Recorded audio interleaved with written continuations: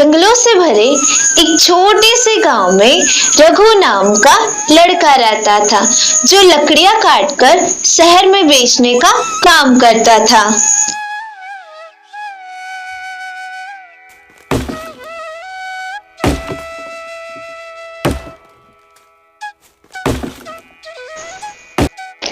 एक दिन रघु कुल्हाड़ी कंधे पर रखकर जंगल की ओर जा रहा था।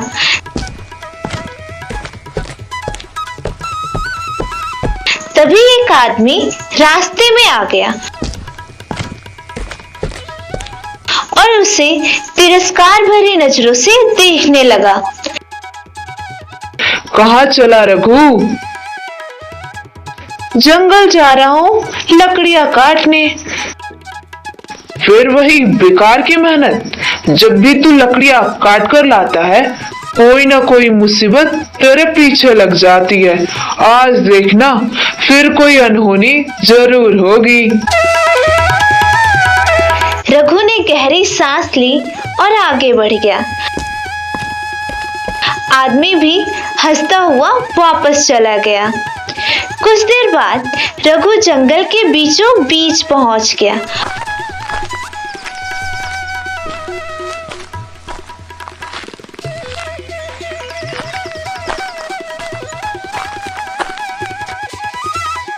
और लकड़ियां काटने में लग गया।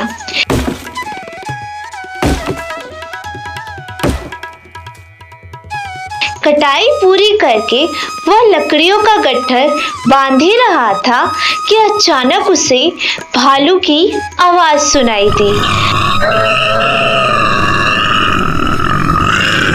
डर से रघु ने कुल्हाड़ी फेंकी और भागता हुआ गांव आने लगा।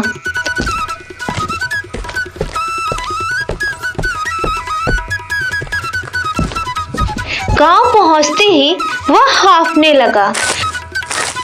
कुछ गांव वाले उसे देखे और हंसने लगे और उसका मजाक उड़ाने लगे। अरे रघु, फिर भाग कर आ गया। लगता है जंगल के जानवरों ने भी तुझे मनहूस मान लिया है। रघु कुछ नहीं बोला और चुपचाप अपनी झोपड़ी में चला गया।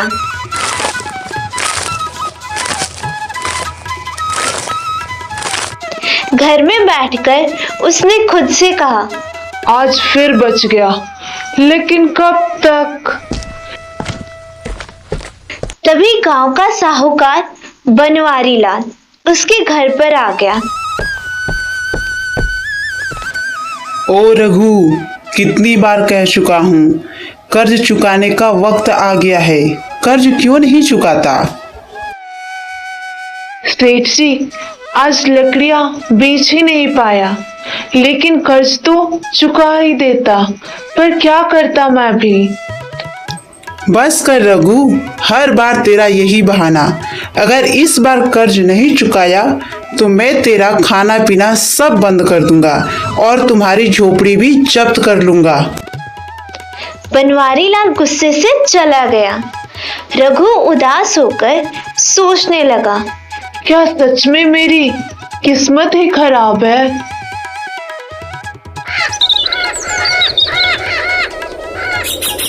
अगली सुबह रघु फिर कुल्हाड़ी कंधे पर लिए जंगल की ओर निकल पड़ा। रास्ते में उसे एक बूढ़ी औरत मिली। बेटा, सुना है कल फिर तेरा मजाक उड़ाया सबने? हाँ माँ, क्या करूं, अब आदत हो गई है सबके ताने सुनने की। तभी एक युवक आया।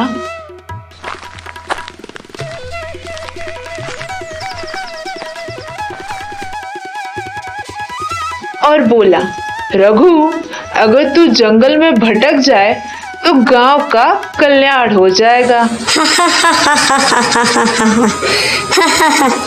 रघु चुपचाप चलता रहा।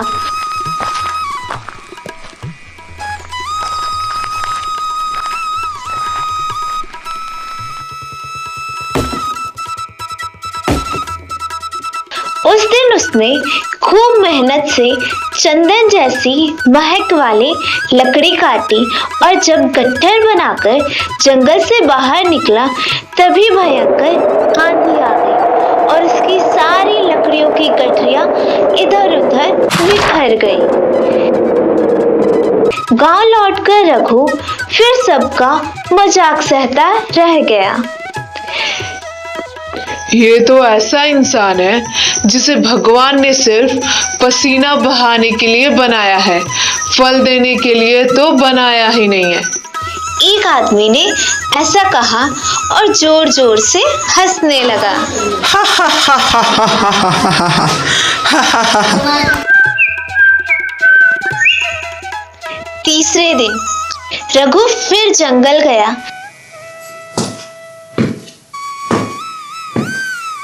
इस बार रास्ते में बारिश आ गई, लकड़ियां भीग गई और कोई खरीदार नहीं मिला।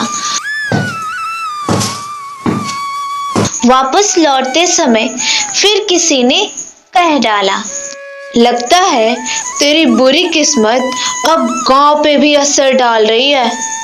अपमान की घूंट पीकर रघु चुपचाप आगे बढ़ गया। अब मैं गांव नहीं लौटूंगा, जंगल में ही रहूंगा।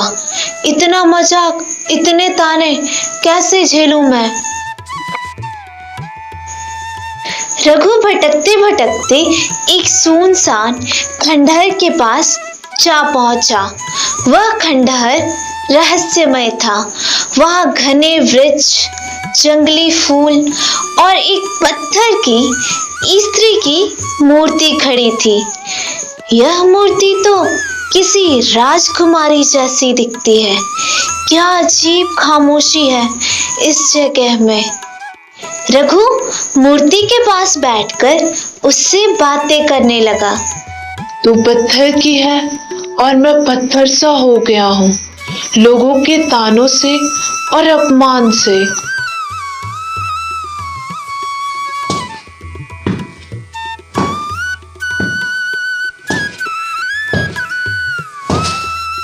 उसने पास के पेड़ से लकड़ियां काटी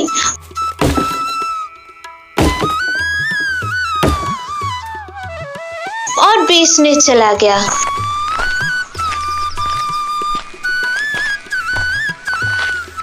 लकड़ी इतनी सुंदर थी कि एक व्यापारी ने दुगुने दाम दिए। अगले दिन फिर वही पेड़ जो कि चंदन का था वहां पर फिर से खड़ा था।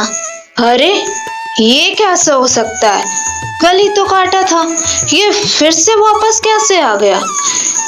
रघु को शक हुआ, यह जरूर जादुई पेड़ लगता है और ये जगह भी अजीब लगती है। फिर वह मूर्ति के पास बैठ गया। तुम मेरे लिए सौभाग्य लेकर आई हो।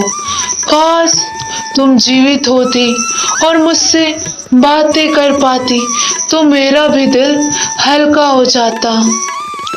तभी मूर्ति से एक आवाज आई, मैं सुन सकती हूँ तुम्हारी बातें रघु, मैं तुम्हारी बातें सुन सकती हूँ। तुम्हारी सच्चाई और प्रेम ने मेरे भीतर की आत्मा को जगा दिया है। रघु चौंक गया। कौन कौन बोल रहा है? मैं एक शापित आत्मा हूँ, रानी शिया। किसी जमाने में मैं जीवित थी। एक भूल के कारण एक संत ने मुझे श्राप दिया कि जब तक पहाड़ों में रहने वाली जादुई बकरी को बचाया नहीं जाएगा तब तक मैं पत्थर ही बने रहूंगी। बकरी का क्या संबंध है इससे? उस बकरी को दानव ने मेरे कारण पकड़ लिया था और अब वह अमावस्या की रात उसे बलि देने वाला है, जिससे उसकी शक्ति और बढ़ेगी। अगर कोई सच्चा व्यक्ति उस बकरी को बचा लाएगा तभी मैं मुक्ति पाऊंगी। रघु ने वादा किया, मैं उसे जरूर बचाऊंगा।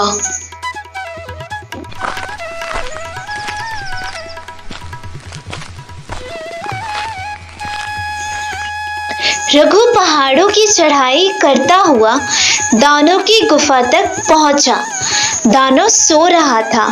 रघु चुपके से अंदर गया, बकरी को देखा और धीरे धीरे उसे बाहर निकाल लाया। चलो मेरी साथी, तुझे आजादी दिलानी है।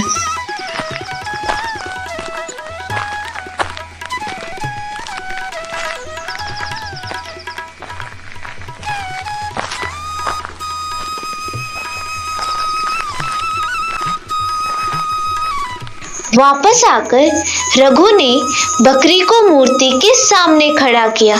तभी चमत्कार हुआ। मूर्ति एक सुंदर लड़की में बदल गई। रघु, तुमने मुझे मुक्त कर दिया। अब मेरी दुनिया में तुमसे बड़ा कोई नहीं है। क्या तुम मुझसे विवाह करोगे? मैं एक गरीब लकड़हारा हूँ। मेरी तो किस्मत ही खराब है। फिर आप मुझसे विवाह कैसे कर सकती हैं? तभी बकरी बोल पड़ी। तुमने मुझे बचाया। मैं एक बोलने वाली बकरी हूँ और महीने भर के बराबर दूध हर दिन देती हूँ। मुझे अपने साथ ले चलो। मैं तुम्हारी सारी गरीबी दूर कर दूंगी। रघु और सिया चकित रह गए। रघु और सिया ने विवाह कर लिया। बकरी के दूध और चंदन की लकड़ी से रघु का जीवन बदल गया। रघु, राजकुमारी सिया और जादुई बकरी अब एक छोटी सी झोपड़ी में एक साथ खुशी खुशी रहने लगे। बकरी हर दिन इतना दूध देती कि रघु उसे बेचकर खूब धन कमाता। कुछ ही महीनों में रघु की झोपड़ी एक सुंदर मकान में बदल गई। वही गांव वाले जो पहले उसे मनहूस कहते थे, अब उसके पैरों पर गिरने लगे। अचानक गांव में एक भयंकर तूफान आया। पेड़ उखड़ने लगे, पानी घरों में घुस गया और बिजली की कड़क से धरती कांपने लगी। लोग डर के मारे इधर उधर भागने लगे।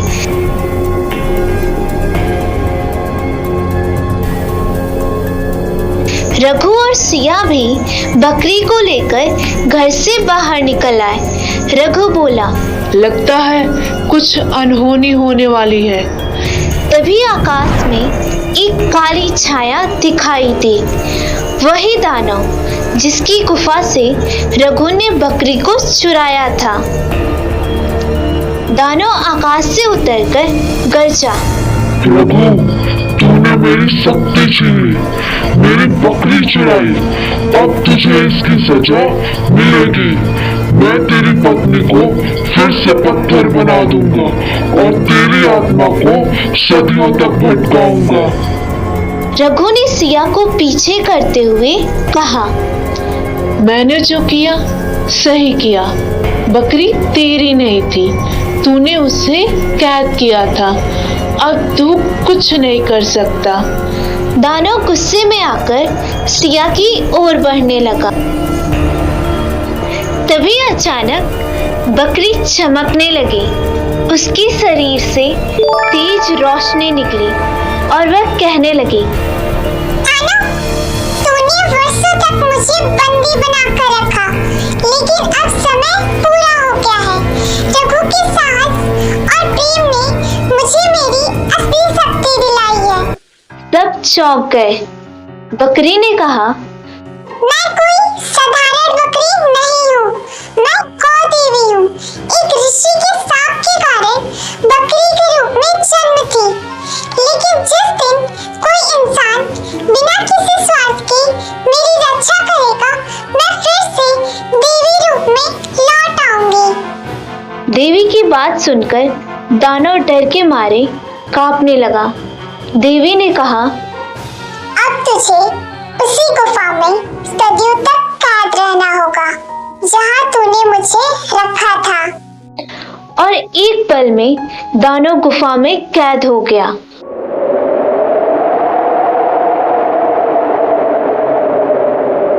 पहाड़ में भयंकर पत्थर बन गया। देवी बकरी का रूप छोड़कर स्वर्णिम आधा वाली देवी में बदल गई। रघु, तेरे प्रेम, साहस और ईमानदारी ने मुझे मुक्ति दी।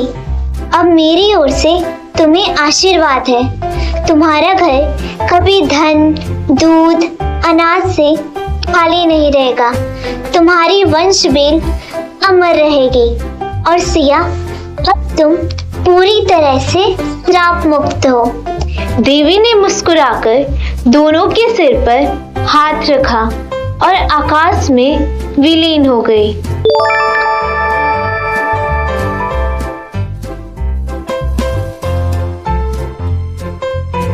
अगले दिन जब गांव वालों ने यह सब सुना तो पूरा गांव रघु और सिया को देखने उनके घर पहुंचा।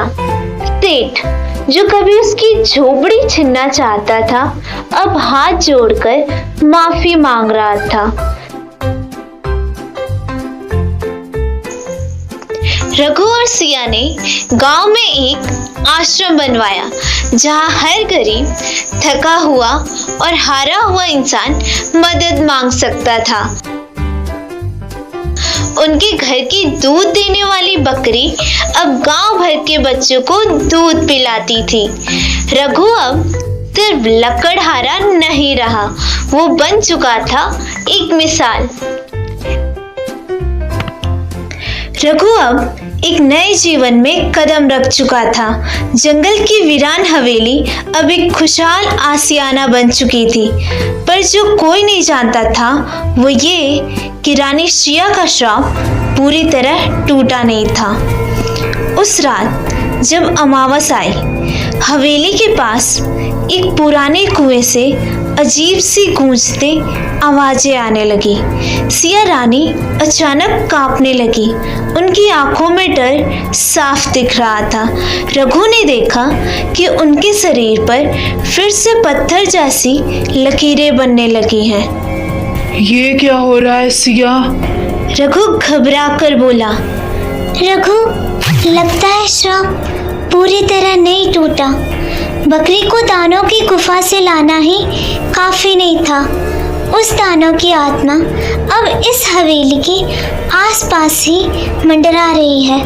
अगर अगली पूर्णिमा से पहले उसका असली नाम नहीं जाना गया तो मैं फिर से पत्थर की बन जाऊंगी, और शायद इस बार हमेशा के लिए। रघु ने उसका हाथ थाम लिया।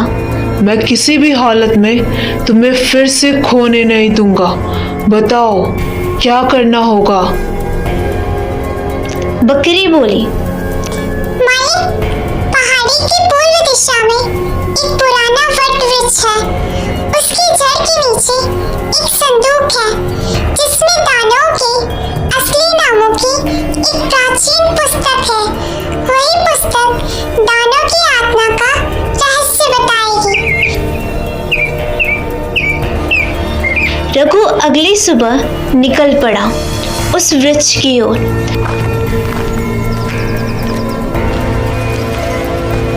रास्ता बेहद कठिन था और डरावना भी। कांटों, सांपों और भेड़ियों से भरी वह पगडंडी जहाँ हर कदम पर मौत छिपी थी। लेकिन रघु रुका नहीं। उसकी आंखों में बस एक ही चेहरा था, रानी श्रिया का। वटवृक्ष तक पहुंचते ही जमीन हिलने लगी। वृक्ष की जड़ें अपने आप फैल गई और वहां एक रहस्यमय संदूक दिखाई दिया। जैसे ही रघु ने उसे देखा, एक तेज रोशनी निकली और एक भारी भरकम पुस्तक उसमें से निकली। पुस्तक में लिखा था, जो अपने भीतर के डर को मार सके वही इस पुस्तक का सच जान सकेगा। जैसे ही रघु ने पुस्तक पढ़नी शुरू की, हवेली में रानी श्रिया अचानक गिर पड़ी। उसकी आंखें पत्थर की बन गई और उनका शरीर धीरे धीरे जमने लगा और पत्थर जैसा बनने लगा। उधर रघु ने पुस्तक में लिखा नाम पढ़ लिया। कालकृत अंधेरे का सम्राट, वही था उस दानव का नाम। जैसे ही रघु ने जोर से उसका नाम पुकारा, कालकृत, कालकृत, मैं जानता हूँ तू कौन है। अचानक आकाश में अंधेरा छा गया और पहाड़ की गुफा से वह आत्मा निकली, विकराल और आग उगलती हुई। कौन है जिसने मेरा नाम लिया? आत्मा गरजी। रघु डटा रहा। उसने बकरी का दिया हुआ रत्न अपने माथे पर रखा और बोला, मैं रघु हूँ जिसने तुझसे बकरी को छीना था, और अब तेरे को तेरे नाम से बुलाकर तेरी सारी शक्तियाँ छीन लूंगा। आत्मा छटपटाने लगी। उसका शरीर पिघल गया और वो आग बनकर भस्म हो गया और जोरदार उसके शरीर से चीख निकली और वो आत्मा नष्ट हो गई। उसी क्षण हवेली के भीतर रानी श्रिया की आंखें खुल गई। पत्थर की लकीरें धीरे धीरे गायब होने लगी। उनका चेहरा फिर से साफ होने लगा।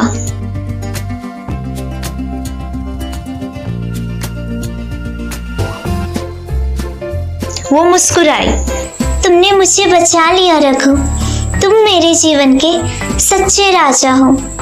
रघु ने उसका हाथ थामकर कहा, मैंने तो बस अपना प्यार बचाया है। अब रघु, रानी श्रिया और बकरी एक सुंदर जीवन जीने लगे।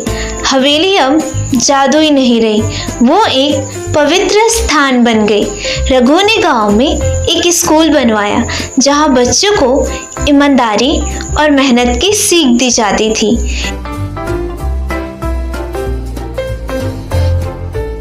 गांव वाले अब उसे राजा रघु कहने लगे। बकरी भी अब बूढ़ी होने लगी थी, लेकिन वो आज भी हर सुबह रघु के आंगन में घंटी बजाते हुए कहती,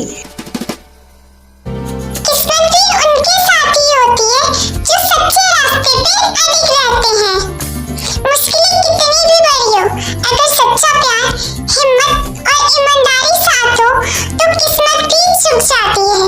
रघु की तरह हर कोई अपने जीवन की जादुई किताब लिख सकता है, बस उसे हार नहीं माननी चाहिए। अगर हमारी स्टोरी पसंद आई हो तो इसे लाइक, शेयर और सब्सक्राइब जरूर करें।